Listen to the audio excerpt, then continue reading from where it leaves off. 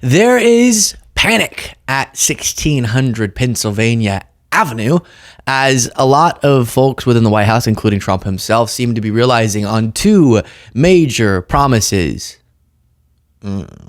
Is essentially what they're realizing. It's not going well. Those two issues are Russia's invasion of Ukraine.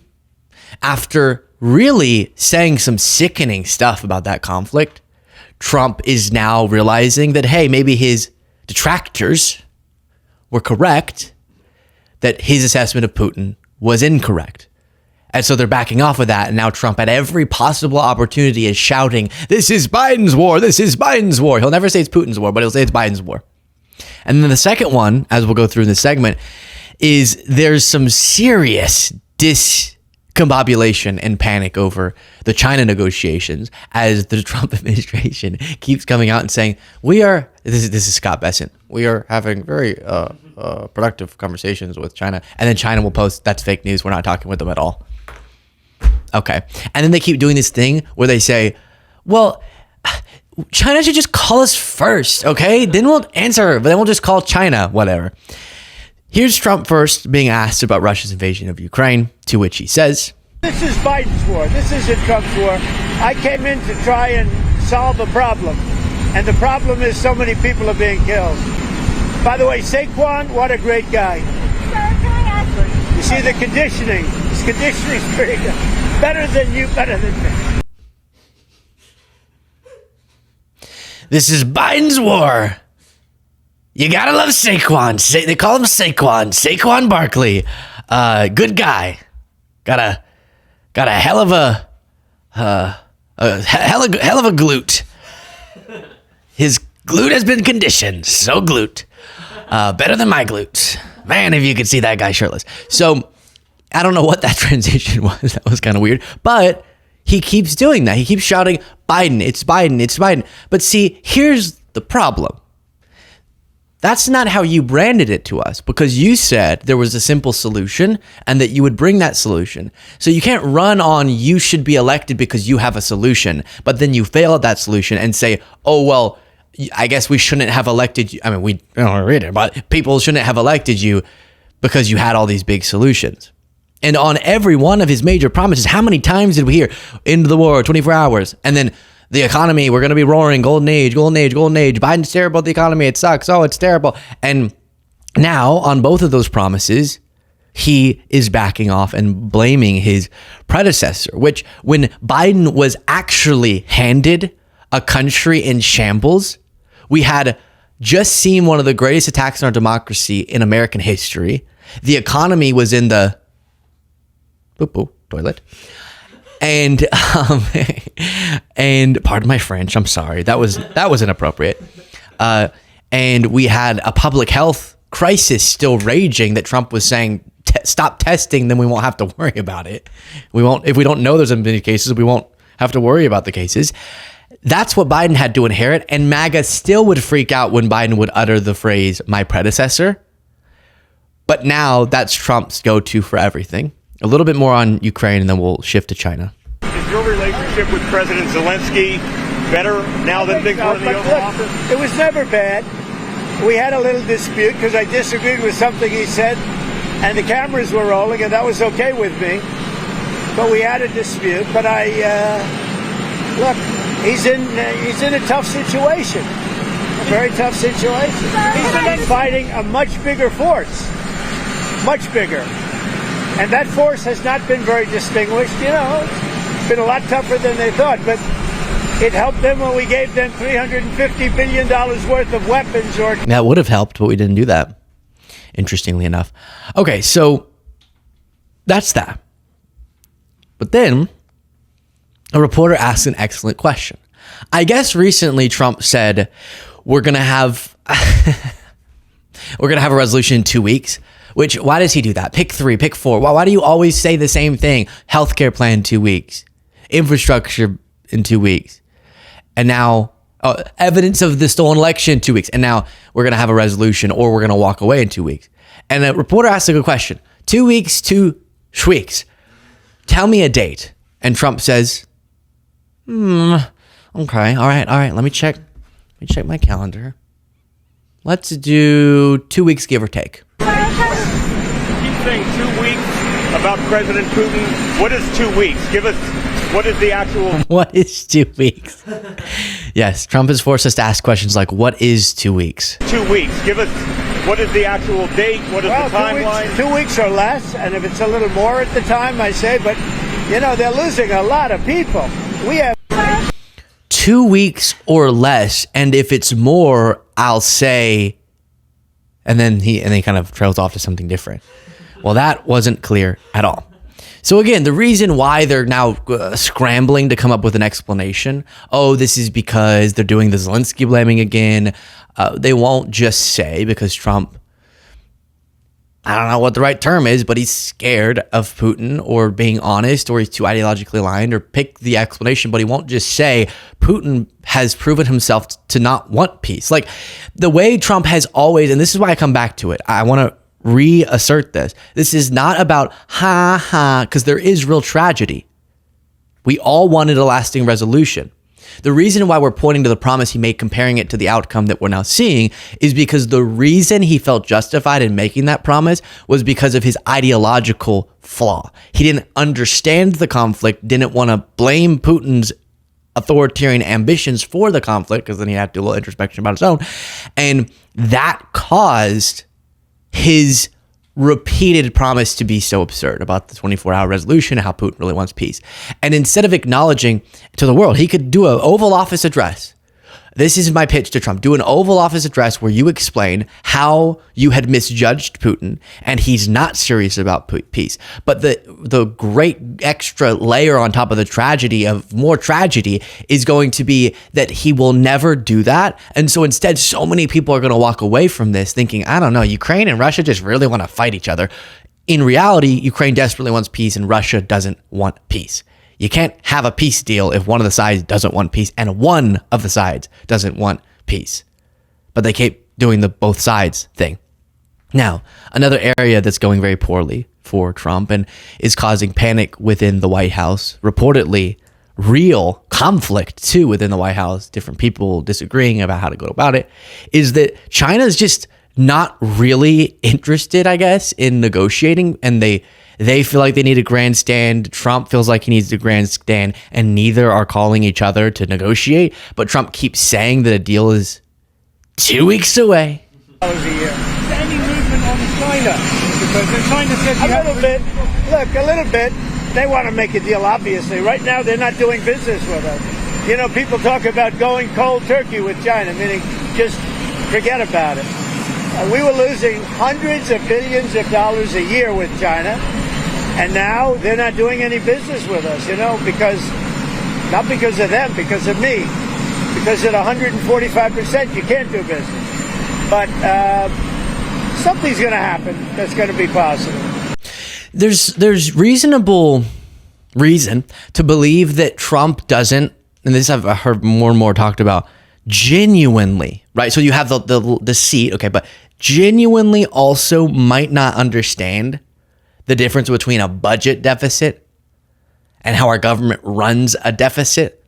We spend more than we take in tax revenue.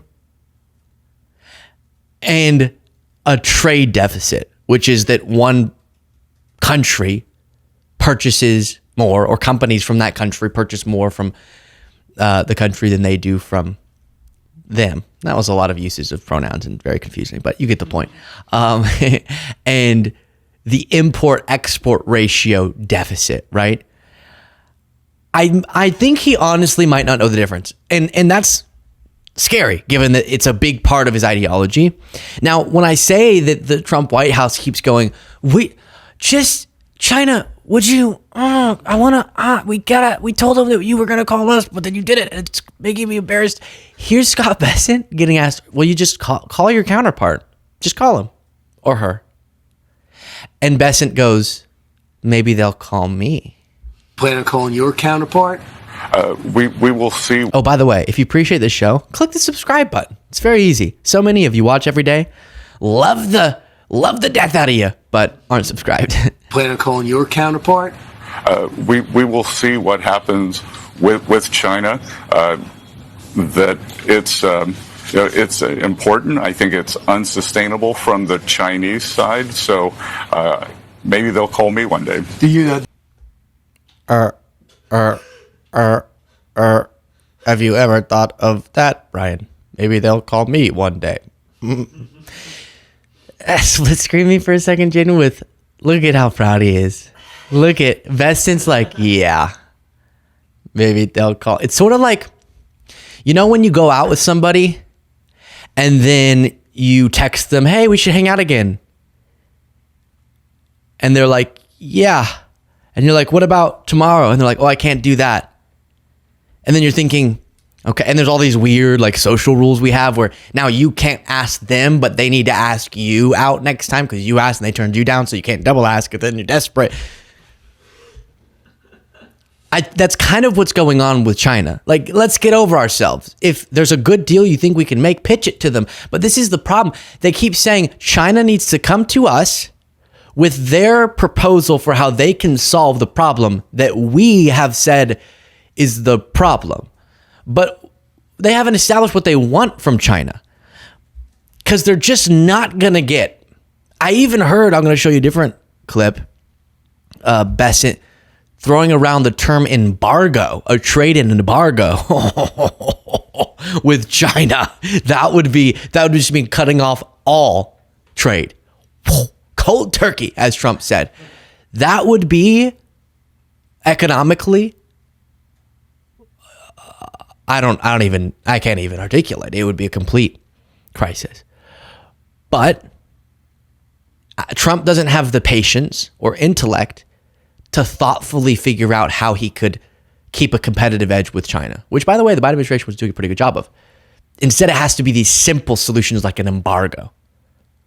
And so you're not going to get to, you could technically, but we're not reasonably going to get to a place where we are exporting more than we're importing from China, given the nature, characteristics of our two economies. But if they actually go in the direction of trying to accomplish, that's why they can't give a demand, because they don't really know what they can demand reasonably. So then they're just, call us and tell us what we want. Another way to explain it is, there's a lot of funny like sketches about this phenomenon where you get into the car with your significant other and you say, you know, where do you want to go to eat? And they say, oh, wherever you want. And then you have to guess what they want, because if you start throwing out options, they're going to shut them down. So it's sort of like they want you to choose what they want without them saying what they want. That's what the Trump White House is doing. And it's very upsetting. It's very toxic. Okay. Just tell me where you want to go eat. Sarah. No. Here's last time Trump was asked about China, saying that it's fake news that they're having talks. Question on China. Can you clarify with whom the U.S. is speaking with China? They're saying it's fake news that trade talks are happening. Well, they had a meeting this morning, so I can't tell you. It doesn't matter who they is. We may reveal it later, but they had meetings this morning, and we've been meeting with China. And so I think you have, Jeff, as usual, I think you have your reporting wrong. Thank you very much.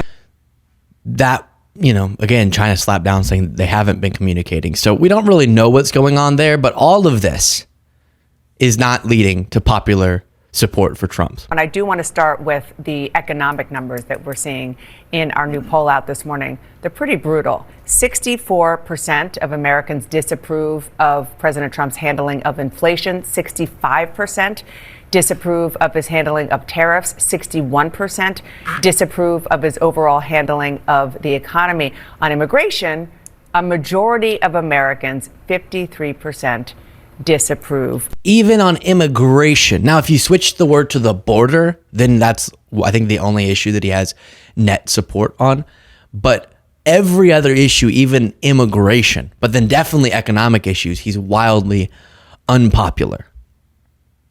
And I mean, as my marker's falling, what am I going to? New marker. Here is the deal. You and me and Jaden and Cole and so many people in our cohort were running around saying, please believe that whatever economic stability you remember in the first term, despite a lot of people omitting. We talked about the collective amnesia, people forgetting his mishandling of the pandemic. But even if we just look at the first 3 years, here's why that was the case. He wasn't economically disturbing. He was actually not doing much systemic change up until his mishandling of the pandemic on the economy. And he inherited a strong situation from his predecessor that he was just kind of coasting on. His plans for this term are much more economically destabilizing. And people didn't believe us. And the support for his economic agenda and his perceived potential handling of the economy up until he started doing stuff was still positive. He got elected in a narrow margin, but even a larger percentage of people than voted for him said, but I think he's going to be good for the economy. And it's why, we tried. We really did, to explain to people it was going to be different, and it's different, obviously. Here is Scott Bessent saying he has a very escalatory letter in his back pocket, and he doesn't want to have to use it. Would you just take a complete decoupling with China off the table right now, since we know global trade has benefited the globe. We don't want zero global trade. But doesn't this indicate what's at stake here?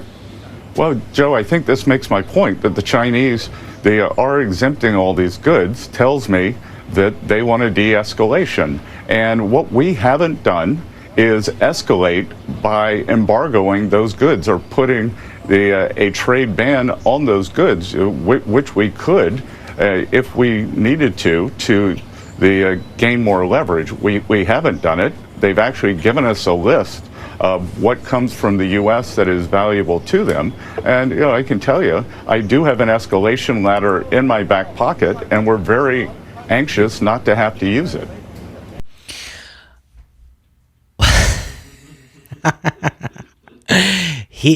What's funny is simultaneously he's making one of the most historic threats economically against China you can imagine.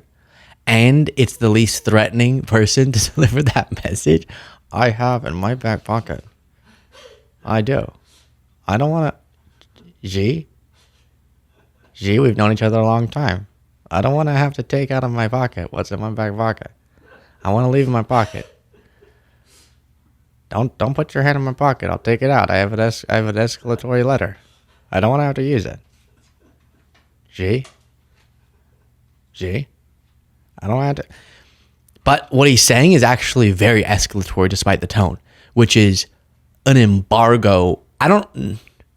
Does he mean across the board? Yeah, he was talking about product. Maybe he means like banning certain products, but that could be catastrophic. And we're already hearing that top industry heads, people like, I don't know, I can't remember if it's this exact company, but like Walmart, those sorts of people, the Walls, they went into Trump's office and said, there will be pandemic era empty shelves. That's how disrupting to the supply chain this is going to be in mere weeks if you don't reverse these policies.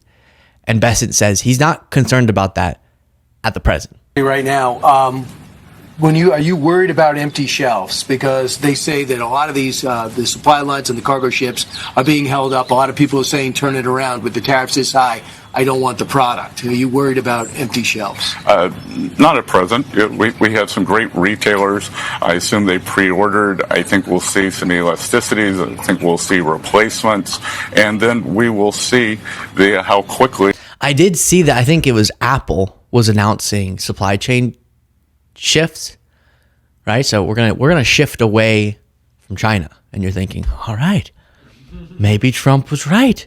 They're gonna be made in America, baby, shoo in India, which is where they're gonna shift more production to. Which is what we're saying. The only way you would get to where everything is made here is if you did this sort of trade war and cut off trade from essentially all the countries, which would then isolate us and would be economically untenable. Doesn't mean we don't sometimes want to involve different tools because certain industries and certain products we think it's better, safer, economically more stable. geopolitically more strategic to pay a little bit more prices or a lot bit more prices, higher prices. But we think the outcome's worth it. But if you think you're going to isolate us completely by our lonesome, you got another thing coming. Share your thoughts in the comments below.